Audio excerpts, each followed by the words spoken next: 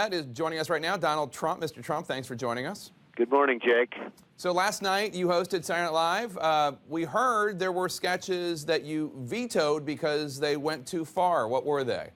Well, they were a little bit too far, and it is Saturday Night Live, and it's a lot of fun, and people understand it gets a little risque, and we took out a couple of them that I thought maybe went a little bit too far, but we had a lot of fun last night. It was terrific. It was really well received, and probably got very good ratings. Who knows? Yeah, we'll see in a few hours. What do you make of perhaps your chief rival for the presidential nomination, Dr. Ben Carson, saying that he wouldn't ever host SNL because the presidency is a very serious thing?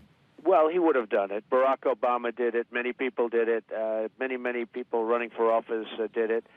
Or at a minimum, they participated. Last week, Hillary did. And he would have done it if they asked him. You have to get asked. It's not easy to be asked. It takes a lot of something to do whatever it is that you have to achieve to be asked to host Saturday Night Live. So, I considered it a great honor. I hosted it 11 years ago. 3 weeks ago, I did 60 Minutes with, of all people, Putin was the other one that was interviewed at the same night. So, that's an iconic thing also. So 60 Minutes and, frankly, Saturday Night Live, these are two very iconic shows that everybody says yes to if asked. And I'm sure Ben would also. Speaking of Dr. Carson, he found himself this week under increasing scrutiny this week, facing questions about how accurate his stories about his past have been, about how violent he was, about whether or not he received an offer from West Point, whether he was the most honest student in a class he took at Yale. You told the Washington Post that all this scrutiny this week for Carson is the beginning of the end for him. What do you mean by that? Well, it certainly is. It's a lot of scrutiny, and frankly, it's a lot of statements that are under fire. And I hope Ben's going to be okay with it. It's going to be interesting to see what happens. Time will tell. But it is certainly a lot of people are asking a lot of questions all of a sudden, and it's a little bit tough. I would say it's not so easy on Ben. I hope frankly it comes out great for him. Do you think that he has not been honest? I just don't know. I'm not involved, and I don't really know. It's a lot of things. When you say, though, hitting your mother over the head with a hammer, when you talk about hitting a friend in the face with a padlock, and, you talk about stabbing someone and it got stopped by a belt buckle, which, belt buckles really pretty much don't stop stabbing. They turn and twist and things slide off them. So, it's pretty lucky if that happened.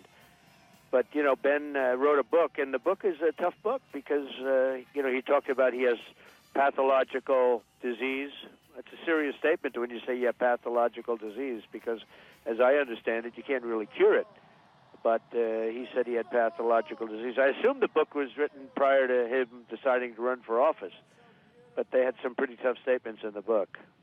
There's a new book coming out this Tuesday by Jon Meacham. It's a biography of George H.W. Bush. It's a great book. If you haven't read it, you should. I found interesting one section in which George H.W. Bush in 1988 is trying to decide who's going to be his running mate, who's going to be his vice president, and it says that you let Lee Atwater know that you were available. Do you remember this? Well, Lee Atwater was a friend of mine. He was a great guy and an absolute friend, and he did ask me about it. He said, would you at all consider it? And it was very early in my career. I was doing well with the building stuff and building buildings in Manhattan and lots of other places. And frankly, I remember it very vividly where Lee Atwater said, you'd be great. I said, I don't know, Lee, check it out, take a look at it, and if it works, I guess I'd certainly consider it. But it never went much further than that. The book also describes George H.W. Bush feeling as though his son, George W. Bush, President Bush, was ill-served by Dick Cheney and Donald Rumsfeld. What's your take on that? Well, I think that was very tough. I was very, very surprised to see it because, the father is revered by so many people, including the sons. Everything I can see about that, the sons very much feel that way, and I think he feels that about the sons. And that was a pretty tough shot at George, and I was a little bit surprised to see it, frankly, as probably you were. You might have been more surprised than me, Jake. I was pretty surprised. It's true. Let's talk about some of your other rivals. Yesterday, Senator Marco Rubio made available to reporters 22 months of previously unreleased statements from his Republican Party of Florida American Express card. This has been a controversy dogging him for some time. You've gone after Rubio's finances this week. He hit back. Take a listen. I find it ironic that the only person running for president that's ever declared a bankruptcy 4 times in the last 25 years is attacking anyone on finances. Wanted to give you an opportunity to respond, sir. Well, it's easy to respond. Out of hundreds and hundreds, over 500 deals and transactions in about 3 or 4 cases, I used restructuring to take care of corporate stuff, just corporate stuff, which is routinely done by the biggest people. If you look at the biggest people in business, I won't mention their names, but I mean, you can literally name any big person. They've all done the same thing as I've done and made a lot of money with it, and so have I. I mean, I've made a lot of money by using the laws of the land, which is what I'm supposed to do. I'm a businessman. And, you know, frankly, all of those deals, in a sense, they worked out, and worked out in some cases really, really well. But I used the laws of the land. No different than many of the names that you talk about all the time, certainly in a business standpoint you talk about all the time. So that was good. And now, you know, I hope he's going to show his credit cards, and I hope it turns out to be good for him, not bad for him. I mean, we'll see what happens. But I would like to see him not hurt himself on such a matter that's, you know, should be very easy to understand and very simple to understand. So we'll see what happens. If he gave the information, it will be very easy, probably very easy to see whether or not anything was done wrong. And frankly, I hope nothing was done that was wrong, because that would be really terrible to be disqualified for that. The race appears to be coming down to basically a Final Four. At least that's how it is nationally and in Iowa, and to a degree in New Hampshire, although Kasich replacing Cruz. But the Final Four being you and Dr. Carson battling it out for first place. You have an edge right now. Cruz and Rubio battling it out for third place. Why should Republican voters pick you over Carson, Cruz, and Rubio?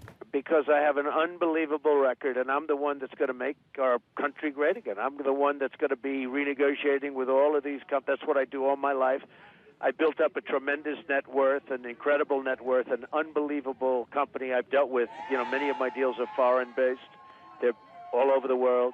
And nobody can do what I can do in terms of trade negotiation, in terms of military. You know, it's interesting when you do polls, and in fact, when CNN does polls, you look at my numbers on leadership, it's 2 and 3 and 4 times higher than anybody else. Look at my numbers on finance and the economy. It's way, way up high. It's in the 60s and 70s and 40s, and, you know, nobody else comes close. I think I will do what nobody else can do. I'll take back our jobs from China, and I'll be able to get along with the rest of the world. I mean, nobody's going to get along like I get along. You know, we talk about temperament. I have the right temperament. So nobody's going to be able to do what I will do. I will bring our jobs back. I'll bring our manufacturing back. I'll make our country rich again, and we'll make it great again. Let's talk about some matters in foreign affairs. You were just talking about the military. The U.S. appears to be increasingly confident that it was, in fact, a terrorist bomb planted by ISIS that brought down that Russian passenger jet that broke apart over Egypt last weekend.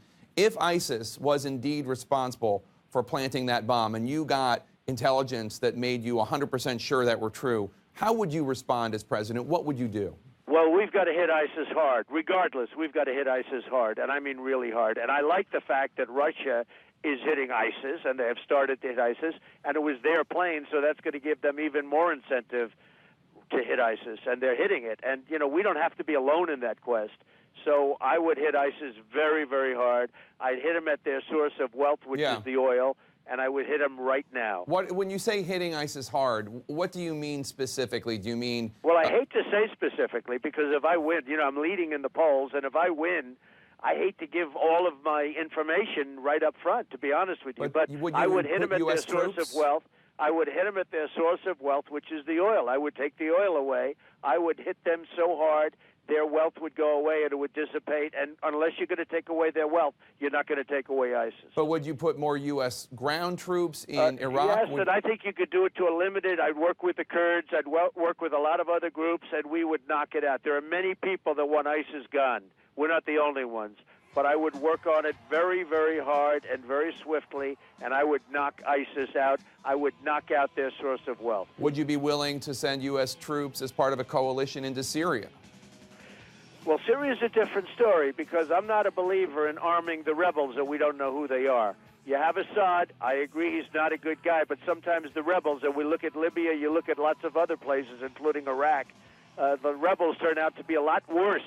If you want to know the truth, Jake, they turn out to be a lot worse than what was there in the first place. Just take a look at what's going on in the Middle East.